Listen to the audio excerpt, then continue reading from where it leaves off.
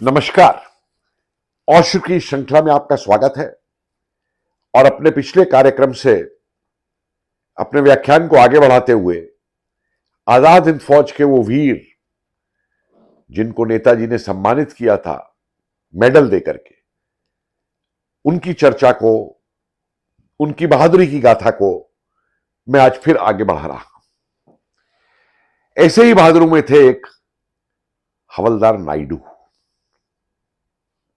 ये आजाद हिंद फौज में सिपाही थे और जहां तक मैं समझ पाया हूं ये तमिलनाडु से थे और ये पहले अंग्रेजी सेना में नहीं थे, बल्कि जो बर्मा और मलाया के अंदर जो तमिल कुली थे वो जो शामिल हुए थे आजाद हिंद फौज के अंदर, वो ट्रेनिंग दे करके उनको जो बॉर्डर पे भेजा गया था लड़ने के लिए, उनमें से एक थे। फरवरी इनके गांव का नहीं पता, पिता का नहीं मालूम। फरवरी 1944 में 6 और सिपाहियों के साथ बिशनपुर सेक्टर में बर्मा में हवलदार रामलू नायडू जो है ये पेट्रोल कर रहे थे, लेकिन इनको अचानक अंग्रेजी सेना की एक पार्टी ने इनके ऊपर गोली दागनी शुरू कर दी और चारों तरफ से ये घिर गए थे। कोई निकलने का रास्ता नहीं था और सातों के सातों को जो है अंग्रेजों ने गिरफ्तार कर लिया। उन पे टॉमी गन तानी हुई थी और उनको वो लोग हथकड़ियां पहना रहे थे। ऐसे समय में हवलदार रामलू नायडू जो है उसके दिमाग में यह आ रहा था कि मैं कैसे इनसे बच के निकल सकता हूं। और उसने क्या किया कि एकदम से उसने बड़ी जोर से इंकलाब जिंदाबाद का नारा लगाया। और वो नारा इतनी जोर का लगाया कि वो जो अंग्रेज थे वो थोड़ा हो गए कि ये क्या हो रहा है कि हम तो गिरफ्तार कर रहे हैं, इसको हथकड़ियां पहना रहे हैं इनको, और ये आदमी इंकलाब जिंदाबाद का नारा लगा रहा है। और जब तक वो उस झटके से बाहर निकलते, नायडू ने जो है वहां से छलांग लगा दी और उस पहाड़ी के ऊपर उलटता हुआ पूरा ढलान को लेकर के वो पहाड़ी के नीचे तक आ गया। और अंग्रेज ऊपर से गोली चला रहे हैं, चारों तरफ गोलियां फैल रही हैं, लेकिन नायडू को गिरफ्तार नहीं कर पाए। और उस भयंकर गोलीबारी के बावजूद उससे बच करके नायडू जो है वो बहुत ही चतुरता के साथ बचता हुआ वो अपनी यूनिट में वापस आकर के मिल गया। और उसकी इस बहादुरी की जब खबर पहुंची तो नेताजी ने उसको तमगा बहादुरी से सम्मानित किया था। इसी प्रकार से एक एसओ थे गुरबचन सिंह। ये गुरबचन सिंह जो है पहले ब्रिटिश इंडियन आर्मी में ही लांस नायक थे, 7/8 पंजाब रेजिमेंट में। और जब ये सब सरेंडर हुआ था सिंगापुर के अंदर तो इन्होंने आजाद हिंद फौज ज्वाइन कर ली थी और आजाद हिंद फौज में इनको एसओ ही रहे। इनको लांस नायक की जगह एसओ बना दिया गया था। और जो यूनिट एक थी गुरिल्ला रेजिमेंट की, उसकी 2nd बटालियन की, उसके अंदर ये कार्यरत थे। ये बात है किसी समय की मई 1945 के अंत की। और ये गुरबचन सिंह जो है एक किश्ती के अंदर एक बर्मी के साथ जो किश्ती चला रहा था उत्तरी बर्मा के क्षेत्र में जा रहे थे। और उस समय दुश्मन ने हमला किया और इनकी किश्ती के ऊपर गोलियां चलने लगी। किश्ती को भी गोली लगी, इनको भी गोलियां लगी घुटने के ऊपर। और जो किश्ती चलाने वाला था उसको भी गोली लगी और उसने किश्ती चलाना बंद कर दिया।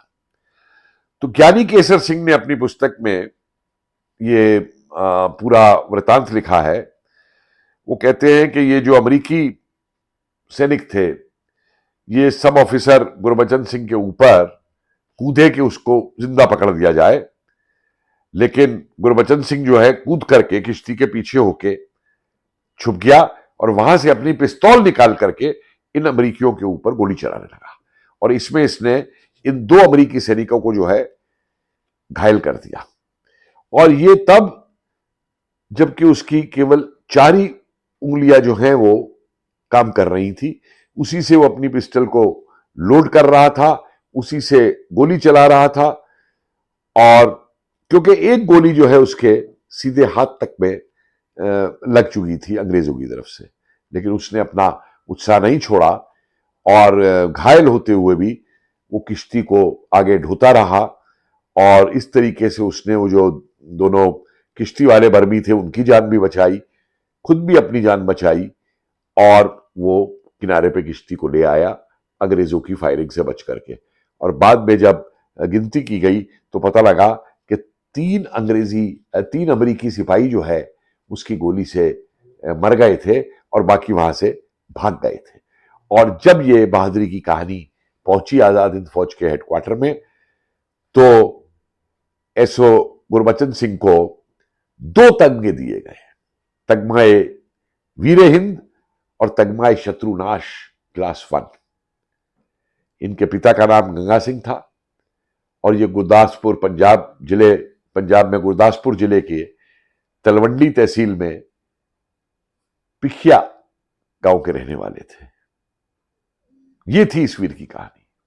इसी प्रकार से एक और हमें दास्तान मिलती है सिपाही उत्तम सिंह की। ये अंग्रेजी सेना में थे, लेकिन क्या थे ये इनका रैंक नहीं मिल पाता। आजाद हिंद फौज में सिपाही थे। इनके परिवार और गांव का भी पता नहीं लग पाया अभी तक। इनको ये कार्य दिया गया था कि वो बर्मा के सेक्टर के अंदर शत्रु के पीछे की लाइंस में जाकर के और जानकारी हासिल करें। और ये एक ऐसा समय था जबकि आजाद हिंद फौज जीतती चली जा रही थी और अंग्रेजी फौज बर्मा में निरंतर पिट करके पीछे हटती चली जा रही थी। और लेकिन आगे और उन पे हमला करने के लिए जरूरी था कि ये पता लगाया जा सके कि इन अंग्रेजों ने अपने क्या क्या सुरक्षा के तरीके वहां पे बना रखे हैं, या क्या इन पे शस्त्र हैं, क्या इनकी वो हैं। और इस काम को करने के लिए सिपाही उत्तम सिंह को जो है लाइन के पीछे भेजा गया।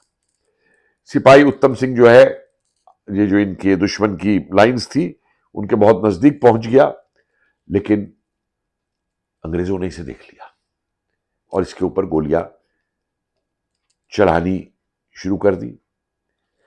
इसकी छाती के ऊपर गोली लगी, बहुत खून भी बह गया, बिल्कुल कमजोर हो गया, लेकिन फिर भी वो क्रॉल करते हुए जो आर्मी की पोजीशन थी उसके नजदीक पहुंचता चला गया, ये देखने के लिए अपने पेट के बल में रेंगता हुआ कि कितनी सेना दुश्मन की वहां पे मौजूद है। चुपचाप, अच्छा वो अंग्रेज तो समझे कि ये मर गया जब ये अपना नीचे आ गया पेट के बल, तो इसने वो सब जानकारी हासिल की और उसी गोली लगी स्थिति में सीने पे गोली खाए हुए ये वापस अपनी यूनिट के अंदर लौट के आया। और ये सारी खबर इसने अपनी यूनिट को दी कि अंग्रेजों की वहां पे क्या स्थिति है, जो कि आगे चल के उस पोस्ट को जीतने में बहुत मददगार साबित हुई। और नेताजी ने सिपाही उत्तम सिंह को सनद बहादुरी का तमगा जो है दिया था। एक और अन्य हवलदार एलन बोस बंगाल से थे, एचएफ आजाद हिंद फौज में इनका रैंक जो था हवलदार का था। इनको भी यही काम दिया गया था कि वो बहादुर ग्रुप से थे और किस तरीके से पीछे जाकर के जो है ये दुश्मन के बारे में खबर लाए। अब ये अकेला जो है दुश्मन की लाइन के पीछे चला गया बर्मा के बिशनपुर सेक्टर में और अपने काम जो है ये सफलतापूर्वक करने लगा, खबर भेज देता था पीछे। लेकिन एक बार लौट के आते हुए इसको एक आर्मी की पेट्रोल ने चुनौती दी। वो इसे गिरफ्तार करना चाहते थे, लेकिन एलन बोस हवलदार ने तुरंत जो है इसके पास हाथ गोले थे, वो हैंड ग्रेनेड इसने निकाल करके उसके ऊपर फेंकना शुरू कर दिया, अंग्रेजों के ऊपर। पता नहीं कितने अंग्रेज उसमें मरे, क्या हुआ, लेकिन हथगोले फेंकने का नतीजा ये हुआ कि इसके ऊपर जो गोलियां आ रही थी अंग्रेजों की तरफ से वो बानी बंद हो गई और एलन बोस जो है वो बहुत एक सक्षमता के साथ अपनी यूनिट में सफल होकर वापस पहुंच गए और उन्होंने पूरी खबर, जो जानकारी वहां से दुश्मन की चाहिए थी, वो लाके यूनिट को दी, जो आगे मदद साबित हुई। और एलन बोस को भी जो है सनद ए बहादुरी का तगमा दिया गया था। और एक और दो सैनिक थे, नायक फयाज बख्श और सिपाही गुलाम रसूल। एक फयाज बख्श नायक थे, सिपाही थे गुलाम रसूल, और इन दोनों को ये काम सौंपा गया था कि ये भी दुश्मन की जो पीछे की वो है जानकारी वो हमको लाके दें। और 9 मार्च 1944 के दिन ये लोग शिक्षी के मोर्चे के ऊपर इस काम को करने को गए। इन लोगों ने वो काम ही नहीं किया जानकारी हासिल करने का, लेकिन एक और बहुत जबरदस्त काम इन लोगों ने किया।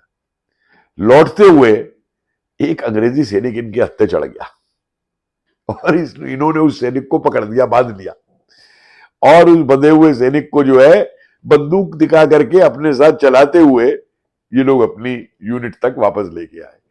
और फिर उस सैनिक का जब वो पूछताछ और इंटेरोगेशन किया गया तो उससे अंग्रेजों की पूरी जानकारी वहां की मिल गई कि उस पोस्ट के ऊपर कितने अंग्रेज थे, जिससे आजाद हिंद फौज को उस पर हमला करने में मदद मिली। तो इन दोनों को, नायक फैज बख्श को और सिपाही गुलाम रसूल को, नेताजी ने तगमाए शत्रुनाश जो है क्लास 2 वो दिया था। ये है कुछ वीरों की कहानी आज के लिए। आगे हमारा ये कार्यक्रम जारी रहेगा, व्याख्यान जारी रहेंगे, जब मैं और बहादुरों की कहानी, उनकी दास्तान, उनकी वीरता आपको बताऊंगा। नमस्कार। और मैं चाहूंगा कि आप इन वीडियोस को हमारी युवा पीढ़ी के बीच में कम से कम शेयर जरूर करें। धन्यवाद। जय हिंद।